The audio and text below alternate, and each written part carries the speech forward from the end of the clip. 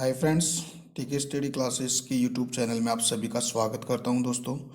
देखिए फ्रेंड्स, आज हम जो मेडवेल हिस्ट्री है, मेडवेल हिस्ट्री में दोस्तों आज एक नया टॉपिक कवर करेंगे।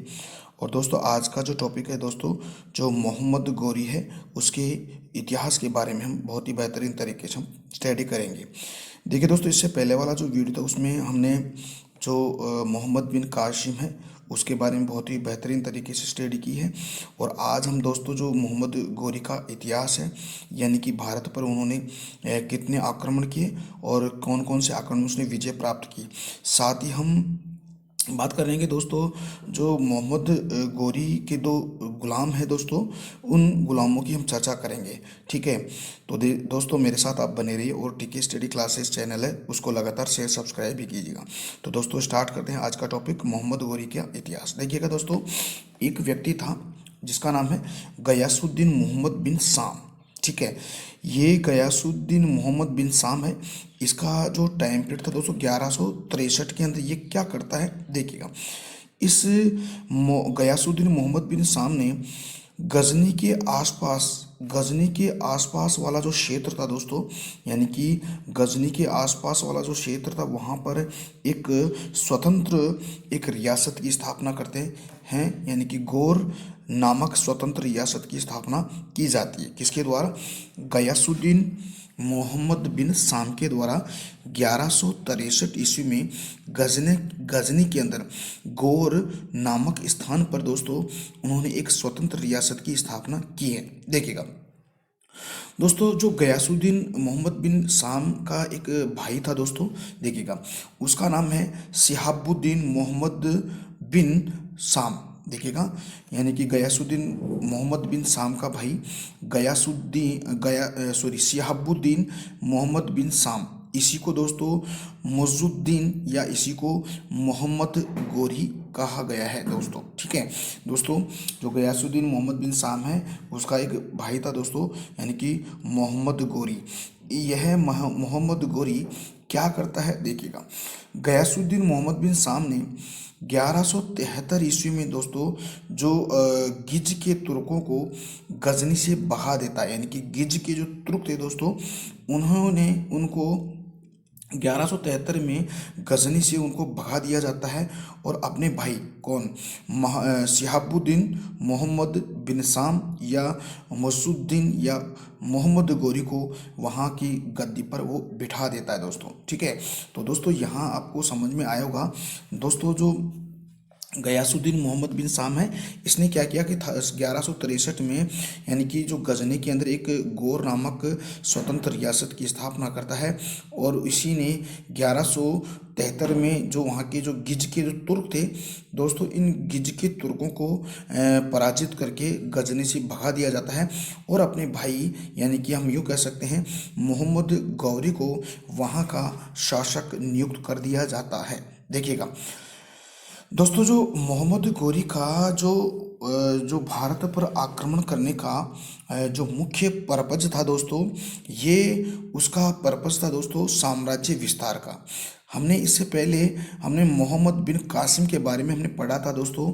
मोहम्मद बिन कासिम का जो युद्ध करने का प्रमुख उद्देश्य था दोस्तों, यानी कि धन दौलत लूटपाट, है ना, लूटपाट और धन दौलत के लिए वो भारत पर अटैक करता है दोस्तों। ठीक है, तो मैंने आपको मोहम्मद बिन कासिम के बारे में बहुत ही बेहतरीन तरीके से हमने आपको स्टडी करवा दी है। तो इसका पर्पस था धन दौलत लूटना। ठीक है, और इस मोहम्मद गौरी का जो उद्देश्य था साम्राज्य का विस्तार करना था। ठीक है, तो ये दोनों में थोड़ा सा डिफरेंस है दोस्तों, ध्यान दीजिएगा।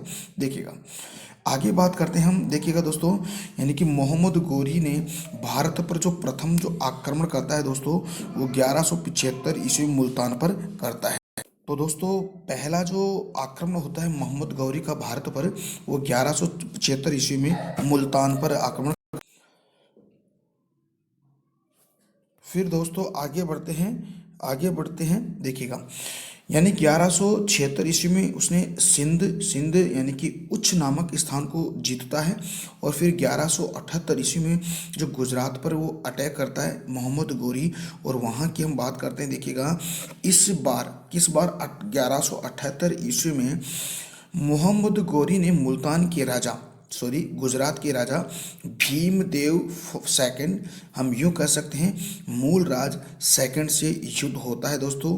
किंतु भीमदेव या भीम सेकंड या मूलराज सेकंड ने अपनी विधवा माँ नायिका देवी के नेतृत्व में आबू पर्वत यानी कि राजस्थान के निकट गौरी को पराजित किया जाता है दोस्तों।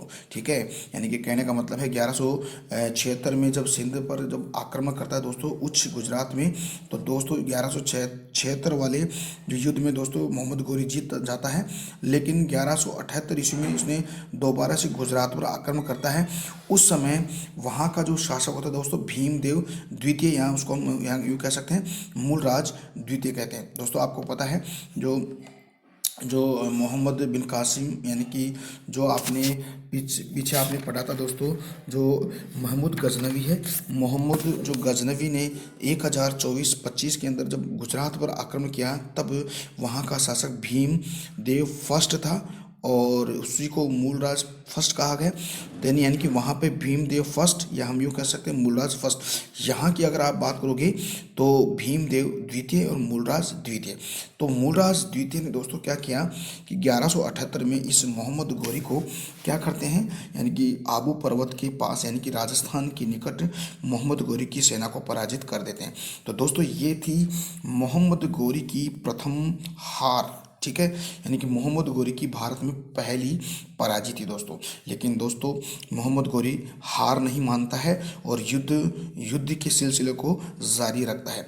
फिर दोस्तों क्या होता है, 1179 के अंदर लाहौर पर अधिकार करता है, 1179 को पेशावर पर और 1181 को लाहौर पर और 1189 को दोस्तों भटिंडा पर आक्रमण करके उन सभी पेशावर, लाहौर, भटिंडा पर मोहम्मद गौरी का अधिकार हो जाता है। ठीक है, तो ये तो हमने बात कर ली है। अब देखिए दोस्तों एक बार फिर से पराजित होता है मोहम्मद गौरी भारत के अंदर, कब होता है उसकी हम चर्चा करते हैं। देखिएगा, यानी कि दोस्तों आगे बढ़ के हम बात करते हैं जो तराइन का प्रथम युद्ध होता है 1191 में। ठीक है, और ये 1191 में जो तराइन का जो युद्ध होता है ये होता है मोहम्मद गौरी और जो चौहान वंश के शासक यानी कि पृथ्वीराज चौहान तृतीय के मध्य ये युद्ध होता है दोस्तों।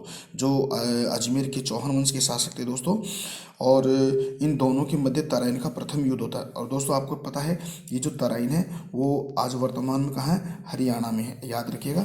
ठीक है, तो यहाँ पर युद्ध होता है दोनों के मध्य। ठीक है, और दोनों के मध्य युद्ध होने के बाद दोस्तों इस युद्ध में तराइन के प्रथम युद्ध में 1191 में होता है, उसमें जो चौहान वंश के शासक पृथ्वीराज चौहान की विजय हो जाती है। तो दोस्तों ये मोहम्मद गौरी की भारत में दूसरी पराजय थी। तो मैंने कहा था दोस्तों पहली जो पराजय होती है 1178 में होती है, जो गुजरात के शासक भीमदेव यानी कि मूलराज द्वितीय के द्वारा मोहम्मद गौरी को जो अपनी विधवा माता नायिका के नेतृत्व में आबू पर्वत के निकट इस मोहम्मद गौरी को पराजित किया जाता है। और दोस्तों तराइन का जो प्रथम युद्ध होता है 1191 में, इसमें पृथ्वीराज चौहान मोहम्मद गौरी को पराजित कर देता है। तो यहाँ पर मोहम्मद गौरी की दूसरी पराजय होती है। लेकिन दोस्तों यहाँ से भी मोहम्मद गौरी अपनी हार नहीं मानता है और लगातार युद्धों की सिलसिले को जारी रखता है। देखिएगा, फिर होता है 1192 में तराइन का द्वितीय युद्ध होता है। और दोस्तों तराइन के द्वितीय युद्ध में होता क्या है कि पृथ्वीराज चौहान इस युद्ध में पराजित हो जाता है दोस्तों।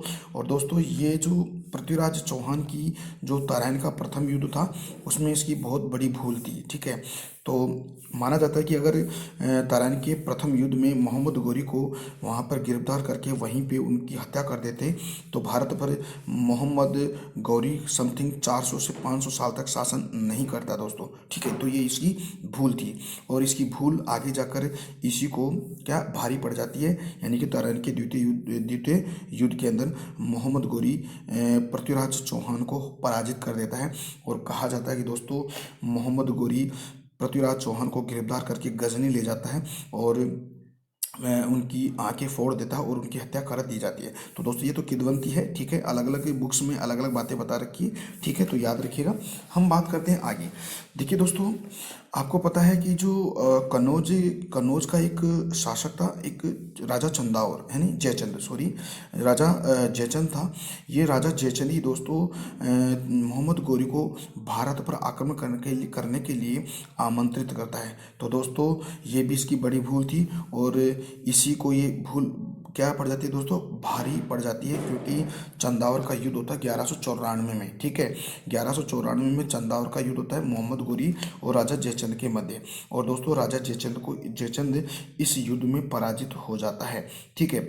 और ये युद्ध होता है दोस्तों कन्नौज, यानी कि कन्नौज जो यूपी के अंदर था। और आपको पता है दोस्तों जो कन्नौज का युद्ध जो त्रिपक्षीय संघर्ष होता है दोस्तों 150 वर्षों तक, यानी कि गुर्जर, प्रतिहार वंश, पाल वंश और राष्ट्रकूटों के मध्य। तो दोस्तों वही कन्नौज है, वहाँ पर भी वहीं पे चंदावर का युद्ध होता है 1194 में, ठीक है। हमने बात कर ली है, ये तो उनकी विजयों की। अब दोस्तों थोड़ा सा हम इनकी विजयों को एक बार फिर से हम इसको वापस दोबारा से पढ़ते हैं, देखिएगा। मोहम्मद गोरी का ये नाम है शिहाबुद्दीन मोहम्मद बिन साम या मजुद्दीन, ठीक है, इसी का नाम। अब इसकी युद्धों की एक बार फिर से हम चर्चा करते हैं, देखिएगा। 1175 ईस्वी में आपको पता है दोस्तों भारत पर प्रथम आक्रमण करता है दोस्तों कौन, मोहम्मद गोरी, और मुल्तान पर अपना अधिकार कर लेता है, तो पहला, ठीक है। इसके बाद में 1178 में जो 1178 में दोस्तों जो पहली मोहम्मद गोरी की पराजय होती है। तो मैंने आपको बताया था 1178 में जब वो गुजरात पर आक्रमण करता है, तो गुजरात के शासक भीमदेव द्वितीय, या हम उसको मूल राज द्वितीय भी कहा जाता है, और अपनी जो विधवा माँ नायका देवी के नेतृत्व में मोहम्मद गोरी को राजस्थान के निकट जो आबू पर्वत है, यानी कि अरावली के पास है दोस्तों, अरावली में है, तो वहाँ पर उसको पराजित कर देता है, किसको, यानी कि 1178 में मोहम्मद गोरी को। तो कहा जाता है दोस्तों ये पहली पराजय थी दोस्तों, किसकी, मोहम्मद गोरी की भारत में। इसके बाद दोस्तों दो लगातार युद्ध करता है 1191 और 1192 में, और ये होते पानीपत का प्रथम युद्ध और पानीपत का तराइन का प्रथम युद्ध और तराइन का द्वितीय युद्ध। दोस्तों तराइन हरियाणा में, इस तराइन के प्रथम युद्ध के अंदर 1191 में मोहम्मद गोरी पराजित हो जाता है, और लगातार दूसरे जब युद्ध होता है तराइन का, उसके अंदर विजित हो जाता है मोहम्मद गोरी, और चौहान वंश के शासक पृथ्वीराज चौहान थर्ड की पराजय हो जाती है, ठीक है दोस्तों। इसके बाद हम देखते हैं आगे, अब युद्ध करता है 1194 में चंदावर का युद्ध, ठीक है। और चंदावर के युद्ध होता है दोस्तों कन्नौज के पास, इसमें जयचंद पराजित हो जाता है, ओके। आगे बात करते हैं, इसके बाद में देखते हैं दोस्तों आगे क्या होता है। अब मोहम्मद गोरी को कहा जाता है कि दोस्तों भारत में जो तुर्की साम्राज्य का जो वास्तविक संस्थापक कहा जाता है, किसको, मोहम्मद गोरी को दोस्तों। तो ये भी बहुत इंपॉर्टेंट बात है दोस्तों, तुर्की राज्य की स्थापना करने वाला वास्तविक संस्थापक मोहम्मद गोरी को कहा जाता है। देखिएगा मोहम्मद गोरी के सिक्कों पर दोस्तों, यानी कि एक तरफ तो दोस्तों जो सिक्का था उनका, यानी कि देवी लक्ष्मी का चित्र उकेरा हुआ था, और दूसरी तरफ दोस्तों यानी अरबी भाषा में कलमा लिखा हुआ था। तो ये भी बहुत फेमस बात है दोस्तों, इसको याद रखिएगा कि मोहम्मद गोरी के सिक्के थे दोस्तों, उसमें जो देवी लक्ष्मी का चित्र उकेरा हुआ था एक तरफ, और दूसरी तरफ दोस्तों अरबी भाषा में कलमा लिखा हुआ था, ठीक है। तो दोस्तों आपको ये बातें समझ में आ रही है, और मैं उम्मीद करता हूँ कि दोस्तों आपको समझ में आ रही है। अगर दोस्तों ये चीज़ें आपको समझ में आए तो प्लीज़ अपना जो टीके स्टडी क्लासेस चैनल है, इसके लिंक को अपने फ्रेंड सर्किल में, अपने किसी भी लाइब्रेरी ग्रुप में, एजुकेशन ग्रुप में, वहाँ पर शेयर कीजिएगा, और इसको सब्सक्राइब भी कीजिएगा, ठीक है। और सब्सक्राइब करने के पास जो बेल आइकन आता है दोस्तों, और उस बेल आइकन को प्रेस कीजिएगा, ताकि जो भी मैं यहाँ से नया वीडियो अपलोड करूँ उसका नोटिफिकेशन आपके पास तुरंत आए दोस्तों, ठीक है। तो आगे बढ़ते हैं, देखिएगा। अब हम बात करते हैं दोस्तों जो मोहम्मद गोरी के जो मुख्य गुलाम थे दोस्तों, उन मुख्य गुलामों की बात करते हैं। वैसे तो दोस्तों मोहम्मद गोरी के अनेक गुलाम थे, लेकिन उसमें जब से जो दो फेमस जो गुलाम थे दोस्तों, उनकी हम बात करते हैं, देखिएगा। एक तो कुतुबुद्दीन ऐबक, आपने शायद नाम सुना होगा, ठीक है। एक तो कुतुबुद्दीन ऐबक था, ठीक है। एक है इब्तियाउद्दीन मोहम्मद बिन बख्तियार खिलजी, ये याद रखिएगा, ये बड़ा फेमस है, देखिएगा। सबसे पहले हम बात करते हैं कुतुबुद्दीन ऐबक की, देखिएगा। कुतुबुद्दीन ऐबक, देखिएगा, जब कुतुबुद्दीन ऐबक चंदावर के युद्ध में मतलब चंदावर के युद्ध में जो विजय होती है किसकी, मोहम्मद गौरी की।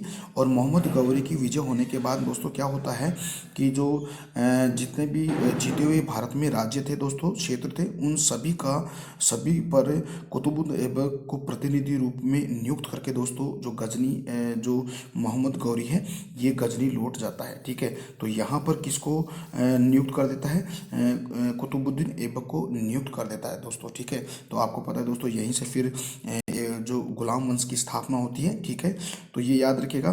तो कुतुबुद्दीन ऐबक को क्या होता है कि ये इसके साथ आता है युद्ध करने के लिए, और फिर जितने भी इस राज्यों पर जितने भी क्षेत्रों पर मोहम्मद गौरी ने विजय प्राप्त की और अपना अधिकार किया, वहाँ पर सबका एक प्रतिनिधि के रूप में नियुक्त करके दोस्तों यानी कि मोहम्मद गौरी वापस गजनी लौट जाता है। लेकिन दोस्तों